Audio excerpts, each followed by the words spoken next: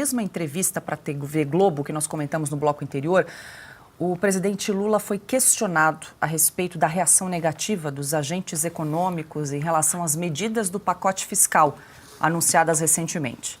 Segundo Lula, é o governo que precisa se preocupar com os gastos e não o mercado financeiro. Então vamos parar com essa bobagem. Ninguém nesse país, ninguém, Sônia, ninguém, vou repetir, ninguém nesse país do mercado tem mais responsabilidade fiscal do que eu. Não é a primeira vez que eu sou presidente da República. Eu já governei esse país e entreguei esse país crescendo 7,5%. Entreguei esse país com a massa salarial mais alta desse país. Entreguei esse país, sabe, numa situação muito privilegiada. É isso que eu quero fazer outra vez. E não é o mercado que tem que ir preocupado com os gastos do governo, é o governo. Porque se eu não controlar os gastos, se eu gastar mais do que eu tenho, sabe quem vai pagar? O povo pobre. Então, eu quero te dizer, Sônia, que é o seguinte, nós fizemos aquilo que é possível fazer, mandamos para o Congresso Nacional. A única coisa errada nesse país é a taxa de juros está acima de 12%. Piotr, presidente Lula, ninguém tem mais responsabilidade fiscal do que eu. Essa a Rede Globo não desmentiu. Agora, de onde ele tirou essa taxa aí de crescimento de 7,5%? Da onde ele tirou aqueles milhões de crianças e famílias? 25 milhões. É da mesma cabeça, vem. Aliás, eu só queria fazer uma menção. Que energia está o presidente, né? Por alguém que passou por 2 procedimentos de uma questão muito grave de saúde, porque foi grave, sim. Tudo bem que foi tratado no Sírio-Libanês, na excelência hospitalar brasileira, provavelmente o número 1 ou 2, mas enfim, né, nós estamos falando do topo da cadeia de hospitais de primeira linha no país. Logo depois, eu normalmente estava acostumado com médicos que recomendam, talvez os médicos até tenham recomendado um pouco de repouso ao presidente, mas enfim, e já está falando assim, bom, é alvissareiro, o alvissareiro, a recuperação do presidente Lula. Que bom por esse aspecto, todos estávamos torcendo pela recuperação dele. Mas eu vou voltar à questão econômica que você me perguntou, Paula. Sobre a responsabilidade fiscal, o que o mercado está preocupado é porque o governo não está preocupado com a responsabilidade fiscal.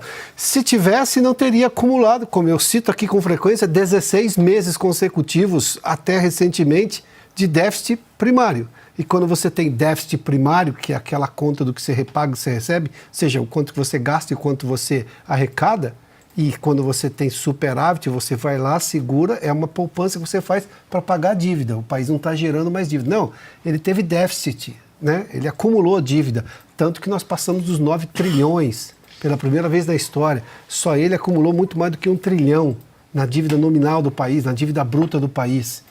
Ele está dizendo que ele está preocupado, que ele tem preocupação com responsabilidade fiscal. Qual preocupação?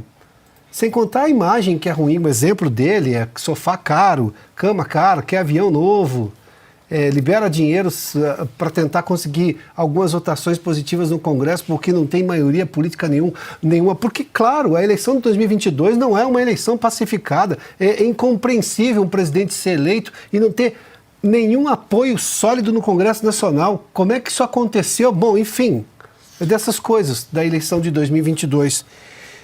E ele disse assim no trecho anterior, né, que não houve governo de 2019 até 2022. Houve sim, presidente. Eu vou lhe contar. Terminou o governo Bolsonaro entregou o país com 54 bilhões de superávit primário, com dinheiro na conta do governo.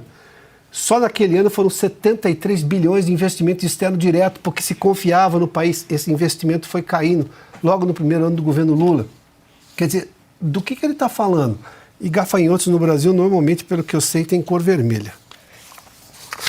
Portanto, o país estaria na cadeia, né? Porque ele é ladrão, mentiroso, ele exibe dados falsos, deveria estar no inquérito das fake news, mas nem vale a pena ali. O Lula mente o tempo todo, mente mais do que respira. Então é isso aí. Ele dá o número que quer. Então ele se sente bem. O Piotr falou cadeia de hospitais, então ele se sente bem na cadeia. Bem, ele ficou 500 dias lá e não tinha. Se ele não tivesse advogado, ele não ia reclamar, não. Estava numa boa e estava em casa. Agora voltou à presidência e diz que, como ele está pela a terceira vez, ele já foi presidente. Sim, foi presidente, fez o mensalão, o petrolão, roubou mais do que ninguém e só foi transferido para a presidência porque o Supremo decidiu. Só. E a escalada do dólar e a consolidação da moeda americana no patamar de R$ 6 já fazem indústrias de alimentos, bebidas, higiene, limpeza, eletrodomésticos e eletrônicos programarem aumentos de preços de até 2 dígitos. 2 dígitos para o início do ano que vem. A inflação dos alimentos, inclusive, já influencia imediatamente a ceia de Natal deste ano, que está quase 10% mais cara em relação à de 2023. Nos últimos 12 meses, até novembro, os preços no varejo de 29 alimentos mais consumidos na data subiram 9,54%. É isso, né, Silvio? Enquanto o presidente Lula disse que é o cara tem mais responsabilidade fiscal, o brasileiro sente no bolso, vai no mercado, o alimento está caro. Bom, se ele entende tanto de responsabilidade fiscal, ele podia começar dando aula para a Janja, né? Para a Janja, para o Fernando Haddad, que é o ministro da Fazenda e continua tocando violão, mas a economia ele não sabe tocar. Lula poderia começar por aí, mas como já foi dito aqui, é um mentiroso, incurável e o que a gente assiste é uma escalada da inflação de alimentos. Não vou entrar em tecnicidades econômicas, não é a minha seara, mas eu vou à feira.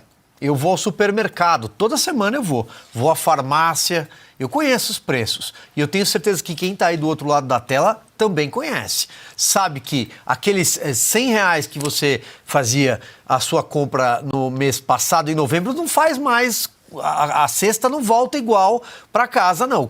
Não vou nem falar carrinho, porque R$100 não enche mais carrinho hoje em dia no Brasil. Mas a sacola não volta igual para casa em dezembro. Isso se chama inflação. E isso o brasileiro tem memória desde José Sarney, quando você estava na gôndola do supermercado e tinha alguém atrás remarcando. Hoje em dia tem código de barras, não precisa reetiquetar nada. Mas inflação o brasileiro entende.